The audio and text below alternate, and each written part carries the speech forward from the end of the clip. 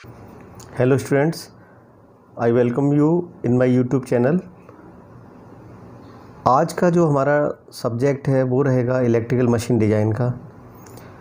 Electrical machine design जो subject है वो इलेक्ट्रिकल मशीन से पूरी तरह से डिफरेंट है। यहाँ पर क्या है कि मशीन की डिज़ाइन के बारे में हम समझेंगे। हम यहाँ पर मशीन की प्रोसेसिंग के बारे में नहीं समझेंगे इस सब्जेक्ट के अंदर। अभी तक के जो मेरे लेक्चर्स थे उसमें आपने इलेक्ट्रिकल मशीन की जो वर्किंग प्रिंसिपल था और उसकी कंस्ट्रक्शन डिटेल्स के बारे में आपने समझा था कि किस तरह के उसके रोटर होते हैं, किस तरह से उसमें वाइंडिंग करते हैं, ये सारी चीज़ें आपने उसकी समझी थी। अब हम दूसरे फेज में जा रहे हैं।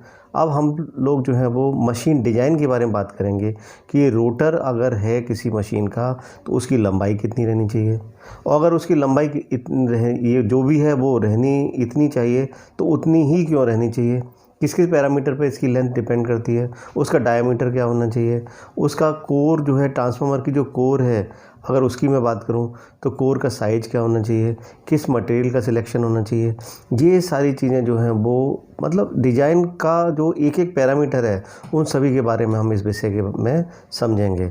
तो जो हमारा पहला लेक्चर है उसमें हम सबसे बेसिक चीज़ें जो हैं वो major consideration in electric machine design में क्या होता है उसके बारे में जानेंगे, और उसके बाद इसी लेक्चर के अंदर हम लोग पढ़ेंगे इलेक्ट्रिकल इंजीनियरिंग मटेरियल के बारे में। और इलेक्ट्रिकल इंजीनियरिंग मटेरियल में कंडक्टिंग मटेरियल होते हैं, मैग्नेटिक मटेरियल होते हैं, इंसुलेटिंग मटेरियल होते हैं, लेकिन इस लेक्चर में हम कंडक्टिंग मटेरियल के बारे में भी समझेंगे। जैसा कि जो हमारी यूनिट है इस यूनिट में इसको जो है वो तीन लेक्चर में डिवाइड किया गया है। पहला लेक्चर जो होगा major consideration electrical machine design से रिलेटेड रहेगा, उसमें कंडक्टिंग मटेरियल के बारे में समझेंगे। दूसरा लेक्चर जो रहेगा वो हमारा मैग्नेटिक एंड इंसुलेटिंग मटेरियल के बारे में रहेगा, और उसके बाद जो है वो हम लोग जो है वो space factor and choice of space electrical magnetic loading के बारे में समझेंगे, और लास्ट में जो रहेगा वो thermal considerations, heat flow and temperature के बारे में जानेंगे। तो major consideration in electrical machine design, जैसा कि यहाँ पर कह रहे हैं कि major consideration electrical machine design में क्या चीज़ है, ये किस चीज़ के बारे में हम क्या चीज़ को कंसीडर करना चाहते हैं, तो वो समझना है। The basic components of all electric magnetic apparatus are the field and armature. बहुत ध्यान से समझना इस चीज़ को कि जो basic component of all electromagnetic apparatus जो होते हैं वो क्या होते हैं, फील्ड एंड आर्मेचर। यानी कि फील्ड क्या होती है, फील्ड जो है वो या तो स्टेटर पर या रोटर होगी, आर्मेचर उसके जस्ट अपोजिट रोटर या स्टेटर। तो वाइंडिंग्स, दूसरा पॉइंट जो है करेंगे वाइंडिंग सपोर्टेड बाय डाइलेक्ट्रिक, यानी कि वाइंडिंग जो है वो सपोर्टेड बाय डाइलेक्ट्रिक, और इंसुलेशन यानी कि वाइंडिंग को जो ऊपर हमने इंसुलेशन लगाया हुआ है। कूलिंग सिस्टम, हम जैसे कि वाइंडिंग गर्म होगी तो cooling system, cooling methods, cooling facility provide करने का तरीका, उसके अंदर कूलिंग मैकेनिज्म हमारी किस तरह से जो है वो ट्रैवल करेगी, किस तरह से वहाँ पर फ्लो करेगी, वो सब क्या है, एंड मैकेनिकल पार्ट्स। तो ये सारी चीज़ें जो है वो मुख्य हैं। सबसे पहली बात जो फैक्टर्स आर कंसीडरेशन डिज़ाइन जो होते हैं इस तरह से कौन कौन से हो गए। पहला फैक्टर की अगर मैं बात करूँ वो हो जाएगा मैग्नेटिक सर्किट और flux path. Magnetic circuit flux path जो है वो पहला फैक्टर होगा। उसमें कह रहे हैं कि should establish required amount of flux using minimum MMF, यानी कि मिनिमम एमएमएफ को लेकर के हम रिक्वायर्ड अमाउंट ऑफ फ्लक्स को सेटअप करना चाहते हैं। दूसरा point, the core losses should be less, यानी कि मैग्नेटिक सर्किट में होने वाले जो लॉस होते हैं वो होते हैं कोर लॉसेस। कोर लॉसेस होते हैं वो किस तरह से मिनिमम होंगे, तो इसका भी हमें ध्यान रखना है कि ऐसा नहीं हो कि फ्लक्स तो हमने अच्छा अमाउंट में ले लिया लेकिन साथ के साथ जो है वो कोर लॉसेस की वैल्यू जो है वो बढ़ गई। तो यहाँ पर पहला पॉइंट जो है वो हमें इन दोनों पॉइंट को यहाँ पर कंसीडर करना है मैग्नेटिक सर्किट के लिए। यानी कि मैग्नेटिक सर्किट किस लिए होता है, क्योंकि हमें फ्लक्स को जो है वो वहाँ पर ट्रेवल कराना है। दूसरा जो पॉइंट है वो कहलाता है हमारा इलेक्ट्रिक सर्किट और वाइंडिंग से रिलेटेड। इलेक्ट्रिक सर्किट वाइंडिंग में करेंगे should ensure required EMF is induced with no complexity in winding arrangement. यानी कि सीधी सी बात यह है कि इलेक्ट्रिक सर्किट में रिक्वायर्ड ईएमएफ इंड्यूस होना चाहिए, यानी कि ईएमएफ इंड्यूस होगा, करंट फ्लो करेगी, लेकिन बाइंडिंग कॉम्प्लेक्सिटी जो है वो बाइंडिंग के अरेंजमेंट में नहीं होनी चाहिए, है ना। उसके बाद जो हमारा इसी में ही दूसरा पॉइंट है वो ये होना चाहिए कि जैसा कि हमने वहाँ पर कोर लॉस की बात की थी मैग्नेटिक सर्किट में, लेकिन यहाँ पर जो बाइंडिंग में हम बात करेंगे वो होगी हमारे कॉपर लॉस की बाइंडिंग के बारे में बात करेंगे हम। तीसरा पॉइंट जो है वो that is related to the insulation. कह रहे हैं कि should ensure trouble free separation of machine parts operating at different potential and confine the current in the prescribed path. सीधी सी बात यहाँ पर बहुत अच्छी लिखी है, बहुत अच्छी बताई गई है, उसको समझना है कि should ensure trouble free separation of mechanical parts operating at different potential. यानी कि अगर मैं ट्रांसफार्मर की बाइंडिंग की बात करूं तो ट्रांसफार्मर में दो बाइंडिंग होती है, primary binding and secondary binding. दोनों का वोल्टेज जो है वो अलग होता है। कोर जो होती है उसका पोटेंशियल अलग होता है। उस कोर के ऊपर प्राइमरी और सेकेंडरी बाइंडिंग हमें रखनी है, पोटेंशियल अलग अलग है। तो इसका मतलब क्या होगा, उनके बीच में हमें इंसुलेशन प्रोवाइड करना होगा। इंटर टर्न में भी इंसुलेशन होना चाहिए। तो सभी जगह हमें इंसुलेशन किस तरह का यूज करना है, क्या उसकी थिकनेस रहेगी, इंसुलेशन के लिए कौन सा हम मटेरियल यूज करेंगे, ये सारी चीज़ें बहुत ही मुख्य हैं। तो इसमें यहाँ पर जो है कि ऑपरेटिंग एट डिफरेंट पोटेंशियल, यानी कि मशीन के पार्ट्स अलग अलग पोटेंशियल पर ऑपरेट करते हैं, and confine the current in the prescribed path, और उसमें उन पार्ट में करंट भी फ्लो करती है। तो शॉर्ट सर्किटिंग ना हो इसके लिए हमें इंसुलेशन प्रॉपर रखना होगा, और वो प्रॉपर की डिजाइनिंग पार्ट से, डिजाइन पॉइंट ऑफ व्यू से क्या उसकी वैल्यू होगी उसके बारे में हमें इसमें ध्यान में रखना होगा। कूलिंग सिस्टम हमारा चौथा पॉइंट है इसके लिए। कह रहे हैं कि जब करंट फ्लो करेगी इसका मतलब वहाँ पर जो है वो हीटिंग भी होगी। हीटिंग डिपेंड करती है क्वांटिटी ऑफ करंट पर। अगर करंट की वैल्यू ज़्यादा होगी तो हीटिंग बढ़ जाएगी। तो इसका मतलब जो है वो पर्टिकुलर एरिया अगर हीटअप हो रहा है तो चांसेस उसके ये होते हैं कि वो वहाँ पर कहीं इंसुलेशन का फेलियर ना हो जाए, इंसुलेशन डैमेज ना हो जाए। तो इसका मतलब हमें जो है वो उस पर्टिकुलर एरिया को जो है वो उसको कूल भी करना है। तो वो कूलिंग के क्या मेथड्स होने चाहिए, कूलिंग के मेथड्स लगाने से टेम्परेचर किस वैल्यू तक नीचे गिरेगा, ये सारी चीज़ें भी जो है वो उस सब के बारे में भी हमें यहाँ पर डिज़ाइन करते वक्त ध्यान में रखना होगा, और उस तरह से हमें मटेरियल का सिलेक्शन करना होगा। मशीन पार्ट जो है, मशीन के पार्ट जो भी हैं रोबस्ट होने चाहिए, यानी कि उनका जो है वो कहीं ऐसा ना हो कि हमारा तो जो कंट्री है वहाँ पर बहुत अलग अलग टाइप के मौसम रहते हैं, यानी कि कभी सर्दी है, कभी गर्मी है, कभी बरसात है। तो इन सब चीज़ों से भी कहीं ऐसा ना हो कि हमारी जो भी मशीन हमने जो है वो खुले एरिया में इधर लगा दी है तो वहाँ पर कोई इस तरह के मौसम से कहीं कुछ और उसका इफ़ेक्ट ना पड़े। तो उस तरह की चीज़ों पे भी हमें मशीन के पार्ट जो है वो उसमें हमें कौन सा मटेरियल रखना है, क्या रखना है, ये सारी चीज़ें भी जो है वो उनको कंसीडर करना होगा। तो the art of successful design lies not only resolving the conflict for space between iron, copper, insulation and coolant. इसके अलावा और भी दूसरे पॉइंट हैं, वो कौन से हैं, कह रहे हैं ऑप्टिमाइजेशन ऑफ कॉस्ट। यानी कि एक इंजीनियर के लिए सबसे बड़ी बात यह है कि कॉस्ट पर बड़ा ध्यान रखना है कि कहीं मैन्युफैक्चरिंग कॉस्ट जो है वो ज़्यादा नहीं हो जाए। तो कॉस्ट ऑफ मैन्युफैक्चरिंग, उसके अलावा operating cost and maintenance charges, ये सब चीज़ों पर भी हमें ध्यान में रखते हुए अपनी मशीन की डिज़ाइन करनी होगी। कुछ दूसरे फैक्टर हैं उनको भी हम कंसीडर कर लेते हैं, उनको देखते हैं क्या है। लिमिटेशन इन डिज़ाइन, जो कि लिमिटेशन डिज़ाइन में हमें पॉइंट जो मिलेंगे जिस पर हमें ध्यान रखना है कि saturation, current density, insulation, temperature right, ये सभी पॉइंट्स होते हैं जो कि डिज़ाइन के लिए हमें चयन करने में कुछ लिमिटेशन लाते हैं। कुछ चीज़ें अगर मान लो कि अगर कोई चीज़ हम कम कर रहे हैं तो उसके विपरीत दिशा में वो दूसरी चीज़ जो है वो उसमें अफेक्ट होने लगती है। इसको थोड़ी देर बाद हम डिटेल में पढ़ेंगे, उससे चीज़ ये पहला नंबर पॉइंट क्लियर होगा। कस्टमर नीड, कस्टमर की नीड क्या है, इस पर भी हमें पहले से ही बात कर लेनी है कि हमारे कस्टमर जिसके लिए हम कोई भी मशीन को डिज़ाइन कर रहे हैं उसकी वास्तव में एग्जैक्टली उसकी क्या नीड है, कि वो जो है वो किस चीज़ को जो है वो प्राथमिकता देना चाहता है और किस चीज़ पर जो है वो कंप्रोमाइज़ कर सकता है। तो ये चीज़ उसको हमें उससे क्लियरली ले लेनी है। तीसरा पॉइंट जो है वो नेशनल एंड इंटरनेशनल स्टैंडर्ड्स पर भी कुछ पैरामीटर जो है वो सेट होते हैं। जैसे कि हम फ्रीक्वेंसी की बात करें तो अपने इंडियन फ्रीक्वेंसी जो 50 हर्ट्ज़ आती है, बाकी जो अदर कंट्रीज़ है वहाँ पर फ्रीक्वेंसी जो है वो 60 हर्ट्ज़ आती है। तो हम अपनी मशीन को कहाँ के लिए किस तरह से डिज़ाइन कर रहे हैं, तो वहाँ पर भी हमें नेशनल और इंटरनेशनल स्टैंडर्ड को हमें ध्यान में रखना होगा।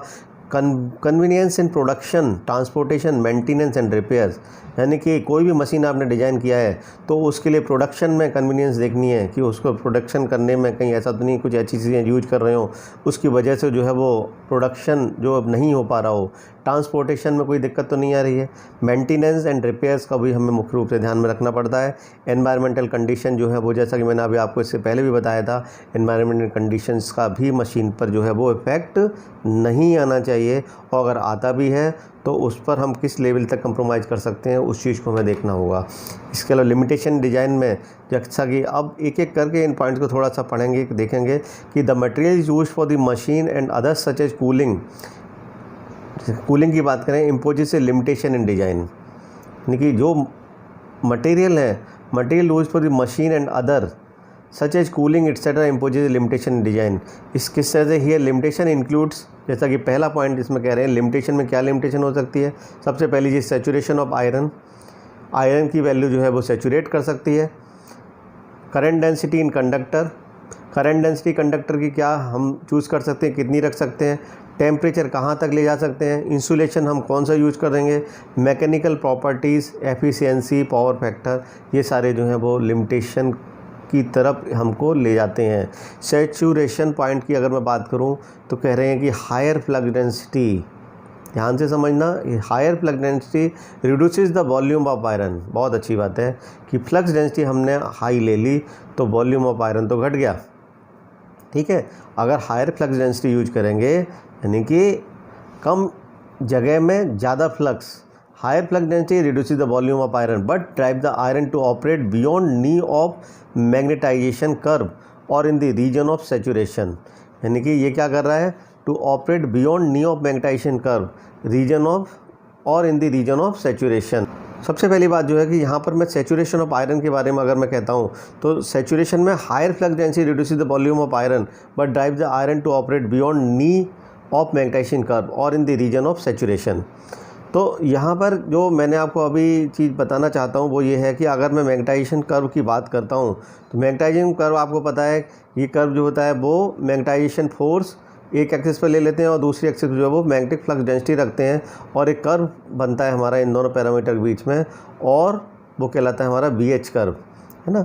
तो इसमें आप देख रहे हो कि यहाँ पर आकर के मैग्नेटिक फ्लक्स डेंसिटी की वैल्यू जो होगी वो सैचुरेट कर जाती है। इसके बाद आप कितनी भी मैग्नेटाइजिंग फोर्स बढ़ाओ, यानी करंट की वैल्यू आप कितनी भी बढ़ाओ, लेकिन फ्लक्स डेंसिटी जो है मटेरियल के अंदर ज़्यादा नहीं बढ़ती है। तो करेंगे higher flux density reduces volume of iron, बहुत अच्छी बात, आयरन की वैल्यू तो घटा ली, घट गई, but drives the iron to operate beyond knee of the magnetization curve और in the region of saturation.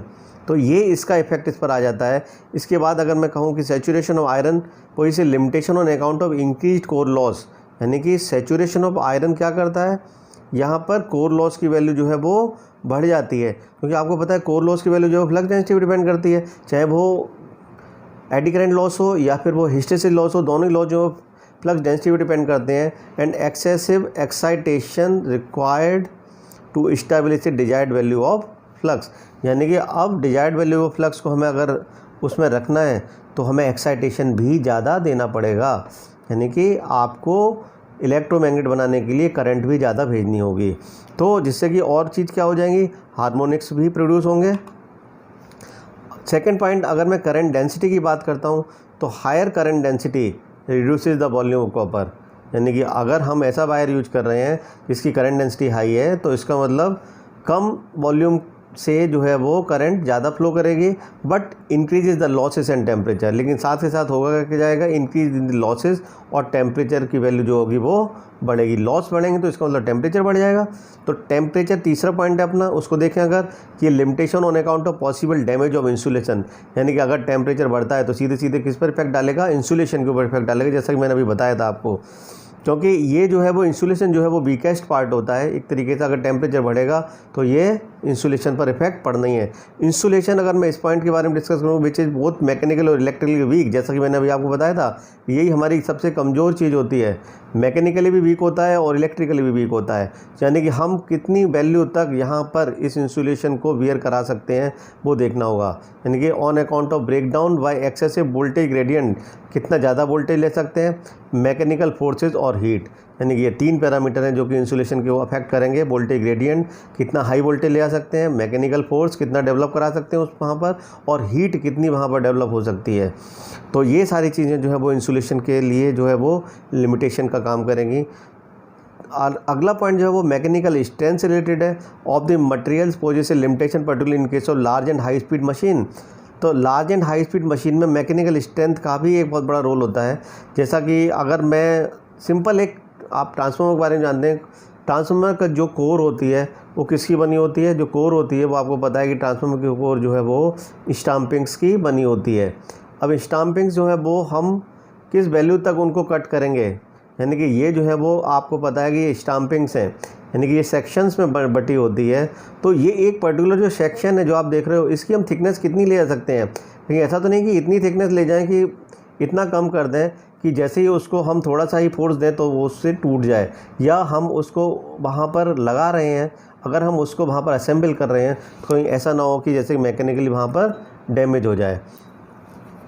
तो ये सारी चीज़ें जो है वो इसमें 5 पॉइंट आपने देखे। इसके बाद का जो अगला पॉइंट है वो कहलाता है हमारा high efficiency in high power factor poses a limitation on account of higher capital cost. अगर हम मशीन को हाई एफिशिएंसी के लिए बना रहे हैं, हाई पावर फैक्टर के लिए बना रहे हैं, तो इसका मतलब कैपिटल कॉस्ट भी बढ़ेगी।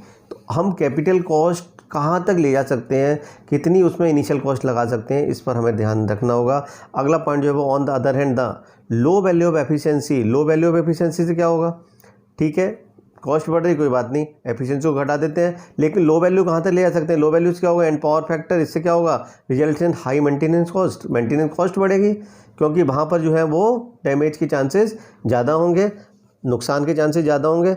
लो value of efficiency and power factor इस वजह से।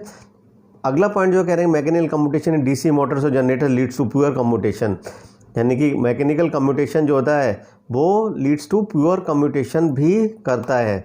तो इस तरह से जो है वो कुछ चीज़ें आपने देखी यहाँ पर। अब हम बात करेंगे मटेरियल्स फॉर इलेक्ट्रिकल मशीन्स। तो यहाँ आपने देखा कि बहुत ही ज़्यादा इंपॉर्टेंट चीज़ें थी, वो क्या थी, एक दूसरे से सारी चीज़ें वो इंटरलिंक्ड हैं। इंसुलेटिंग मटेरियल वो कंडक्टिंग मटेरियल लिंक कर रहा है, कंडक्टिंग मटेरियल जो है वो अपने मैग्नेटिक मटेरियल के साथ में उसको इफेक्ट डाल रहा है। तो इसका मतलब क्या हुआ कि हमें इन मटेरियल्स को भी पढ़ना होगा। सबसे पहले जो है वो हम इस सीरीज़ में सबसे पहले पढ़ेंगे कि कंडक्टर्स फॉर इलेक्ट्रिक सर्किट ये क्या होने चाहिए। दूसरे नेक्स्ट लेक्चर में हम उसको रखेंगे insulation system to isolate the circuit. Insulation system, insulation कौन से होने चाहिए, कौन से आइसोलेट सर्किट के लिए हम कौन सा इंसुलेशन लगाएंगे, किस सर्किट के लिए कौन सा लगाएंगे, उन सब के बारे में यहाँ पर बातें करेंगे। उसके बाद जो है वो specialized steel and permanent magnet used for the magnetic circuit. तो नेक्स्ट जो है वो हम बात करेंगे मैग्नेटिक सर्किट के लिए, उसके लिए क्या मटेरियल होना चाहिए, ये चीज़ें करेंगे। तो कंडक्टिंग मटेरियल हमारा जो है फर्स्ट पॉइंट है, उसको देखते हैं। यहाँ पर आप जो डायग्राम में देख रहे हो कि यहाँ कंडक्टिंग मटेरियल क्या है, यहाँ कंडक्टिंग मटेरियल 3 फेज ट्रांसफार्मर है। इसका मतलब ये है कि इसके अंदर करंट जा रही होगी। ये वाइंडिंग है, वाइंडिंग आपको दिखाई नहीं दे रही है इसकी, क्योंकि ऊपर इंसुलेशन लगा हुआ है, यानी कि इसके अंदर वाइंडिंग हो रही है। तो इसका मतलब वाइंडिंग होगी तो इसका मतलब वायर यूज हुआ होगा। तो वो वायर किस मटेरियल का होना चाहिए, तो किन किन पैरामीटर पे इसकी वैल्यू डिपेंड करती है उसको देखते हैं। गुड कंडक्टर में क्या क्वालिटी होनी चाहिए, एक गुड कंडक्टर में क्या क्वालिटी होनी चाहिए। Number 1 low value of resistivity और हाई कंडक्टिविटी। सबसे पहली चीज़ है low value of resistivity. Resistivity कम होगी तो इसका मतलब करंट जो है वो ईजी वे में पास होगी, कंडक्टिविटी हाई होगी। लो value of temperature coefficient of resistance, यानी कि टेम्परेचर कोफिशिएंट ऑफ रेजिस्टेंस की वैल्यू अगर लो होगी तो इसका मतलब रेजिस्टेंस की वैल्यू टेम्परेचर के साथ में ज़्यादा नहीं बढ़ेगी। जो अगर रेजिस्टेंस नहीं बढ़ेगा ज़्यादा तो इसका मतलब पावर लॉस भी बाइंडिंग के अंदर नहीं होंगे ज़्यादा, और अगर वो ज़्यादा नहीं होंगे तो इसका मतलब टेम्परेचर राइज भी कम होगा। तीसरा पॉइंट जो है वो high tensile strength. Tensile strength यानी कि इसकी अच्छी होनी चाहिए। मैकेनिकल पॉइंट है हाई मेल्टिंग पॉइंट, ऐसा नहीं हो कि टेम्परेचर बढ़ जाए और हमारे जो बाइंडिंग है वो मेल्ट हो जाए, वो नहीं होना चाहिए। मेल्टिंग पॉइंट इसका हाई होना चाहिए, क्योंकि अगर मैं ट्रांसफार्मर की बात करूं तो आप जानते हो कि ट्रांसफार्मर एक ऐसी डिवाइस है कि आपके घरों के आसपास किसी पार्क में यहाँ कहीं लगे होंगे, और आप जानते हो कि इनमें कंटिन्यूसली सप्लाई जाती है। ये कभी ऐसा नहीं होता है कि इनको हम ये सोचें कि हम थोड़ी देर के लिए इसको अगर हीटअप हो गया है तो इसको बंद कर दें, ऐसा कभी, हर समय उसमें कंडक्शन होता रहता है। इसका मतलब हर समय उसके अंदर जो है वो टेम्परेचर राइज होगा। टेम्परेचर राइज होगा तो प्रॉपर उसकी हमें कूलिंग भी करनी होगी। कूलिंग नहीं करेंगे तो उसका मतलब यह है कि कहीं बाइंडिंग इस तरह की ना हो कि टेम्परेचर राइज होने की वजह से ये पॉइंट अफेक्ट करे, यानी कि मेल्टिंग पॉइंट तो इसका हाई होना चाहिए। High resistance to corrosion, simple सी बात है, रेजिस्टेंस टू कोरोजन, मटेरियल ख़राब ना हो। अलाउ ब्रेजिंग, सोल्डरिंग और welding so that joints are reliable, यानी कि जॉइंट्स ठीक से लग जाएं, यानी कि जो आपको सप्लाई यहाँ दे रहे हो बाइंडिंग को, तो बाइंडिंग को सप्लाई देने के लिए इसको आपको जॉइंट करना पड़ेगा बाइंडिंग को एक्सटर्नल वायर के साथ में। हाईली मेलेबल डक्टाइल, वायर जो है वो कैसा होना चाहिए, मेलेबल डक्टाइल होना चाहिए, durable and cheap by cost, यानी कि सबसे लास्ट की बात जो है वो हर चीज़ों के लिए, इंजीनियर के लिए यही होता है कि कॉस्ट जो है वो कम से कम होनी चाहिए। तो ये प्रॉपर्टीज़ के लिए जो है यहाँ पर आपने सभी लोगों ने पहले से ही पढ़ा होगा कि दो कंडक्टिंग मटेरियल हम लोग यूज करते हैं, वो कहलाते हैं copper and aluminium. Copper and aluminium he use करते हैं। कहाँ पर हम किस चीज़ को कंप्रोमाइज़ कर सकते हैं, किस चीज़ को हम जो है वो ज़्यादा मुख्य इंपॉर्टेंस दे रहे हैं, तो उस कहाँ पर हम कॉपर लगाएंगे और कहाँ पर हम एल्यूमिनियम लगाएंगे। नो डाउट एल्यूमिनियम जो है वो कॉपर से इन्फीरियर होता है, जैसा कि ये टेबल बता रही है। रेजिस्टिविटी की अगर बारे में बात करूँ तो रेजिस्टिविटी जो है वो आप देखो यहाँ पर इसकी बहुत कम है कॉपर की comparative to aluminium. Conductivity high है कॉपर की एल्यूमिनियम के कंपैरिजन में। इसी तरह से डेंसिटी की बात करें, डेंसिटी भी जो है वो कॉपर की हाई है। टेम्परेचर कोफिशिएंट ऑफ रेजिस्टेंस, यानी कि इसका टेम्परेचर कोफिशिएंट रेजिस्टेंस कम है। कोफिशिएंट ऑफ लीनियर एक्सपांसन, ये जो इसका कम है, कॉपर का कम है। टेंजाइल स्ट्रेंथ इसकी बहुत अच्छी है। Mechanical property highly malleable and ductile material है, लेकिन ये जो है वो not highly malleable and ductile होता है। मेल्टिंग पॉइंट जो है वो इसका बहुत अच्छा है, यानी कि 1083 डिग्री सेल्सियस मेल्ट होता है और ये बहुत जल्दी मेल्ट हो जाता है। थर्मल कंडक्टिविटी भी इसकी बहुत अच्छी है, यानी कि थर्मल कंडक्टिविटी का मतलब हीट डिसिपेशन भी इससे बहुत आसानी से जल्दी हो जाता है। और जॉइंटिंग भी अगर मैं बात करूँ तो can be easily soldered, can not be soldered easily, यानी कि ये जो है वो सोल्डरिंग इसको हम तुरंत कर सकते हैं, लेकिन एल्यूमिनियम को अगर मुझे सोल्डरिंग करनी है तो उसको ईजी वे में सोल्डरिंग नहीं कर सकते हैं।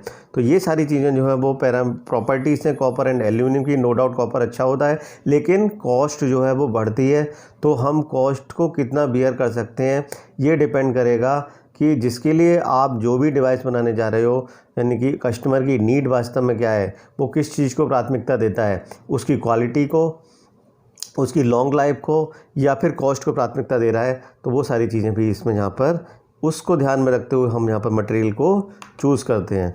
तो जैसा कि कह रहे हैं कि पहला पॉइंट लिखा हुआ है कि दोनों का कंपैरिजन अगर मैं करूं for the same resistance and length cross sectional area of aluminium जो होता है वो 61% लार्जर होता है than that of the copper conductor, यानी कि इससे बनाने वाली मशीन जो होगी उसका साइज जो होगा वो बड़ा होगा, ऑलमोस्ट 50% लाइटर देन कॉपर। लेकिन क्योंकि एल्यूमिनियम जो है वो लाइटर होता है, तो इसका मतलब जो है वो इसका जो वज़न है वो रिड्यूस होता है, कम होता है, 50% लाइटर।